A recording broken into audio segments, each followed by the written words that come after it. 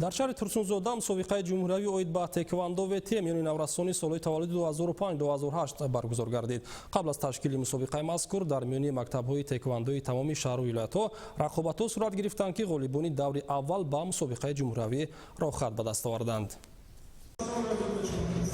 مسابقه جمهوری اوید با تکواندو میان نورستان دو روز ادامه کرده. در آن 120 ورزشگر برای اشغال مقام‌های افتخاری میان هم‌مبارزه بودند. در مراسم کشاده‌شوی چورابینی ورزشی نمایندگان کار با جوانان و ورزش، رهبرت فدراسیون تکواندو و TF کشور، مسئولان ورزش شهر ترسونزودا و دیگر اشخاص مسئول اشتراک و سخنرانی نمودند.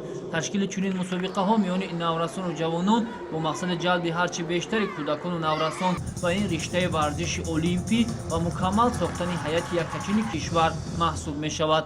تکواندوچیان نورست ولایت مختار کوهستان بدخشان و این مسابقه جمهوری با تیاری مخصوص آمدند. سالهای اخیر این نمود ورزش بین نورستان و جوانان بسیار معمول و مشهور گردیده است و در شهر خارخ، ناحیه رشقلا و این سال باز یک گروه دیگر در ناحیه شغنان کشیده شد و باوری دارم که این نمود در ولایت آهسته آهسته رشد می‌یابد. مسابقه جمهوری اوید با تکواندو و TF یکی از مرحله‌های اولین آمادگی ورزشگران این نمود و چمپیونات جمهوری تاجیکستان که همه ساله گذرانیده می‌شود محسوب می‌یابد. چنین تدبیرها شرایط مهیا می‌سازد تا نسل نورست امکان پیدا نمایند تا هنر خود را نشان داده برای بلند برداشتن تجربه و ملکه‌شان باز هم زیاد تلاش ورزند.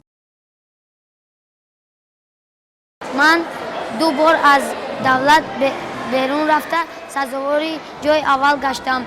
من در این مسابقه 6 نفر رو حریف خودم رو مغلوب کرده و سزاواری جای اول گشتم.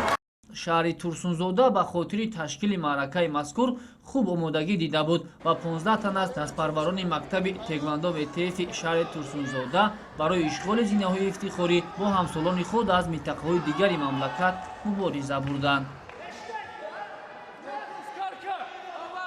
من طولی 6 سال شد در این نوع ورزش مشق می‌کنم.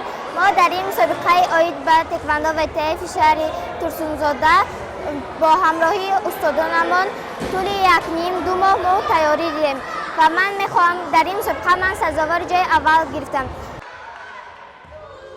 آزمایش‌ها میان پسران و دختران صورت گرفته بعد از رقابت‌های جلوی بودیدنی بهترین‌ها به گرفتن مقام‌های افتخاری دست یافتند.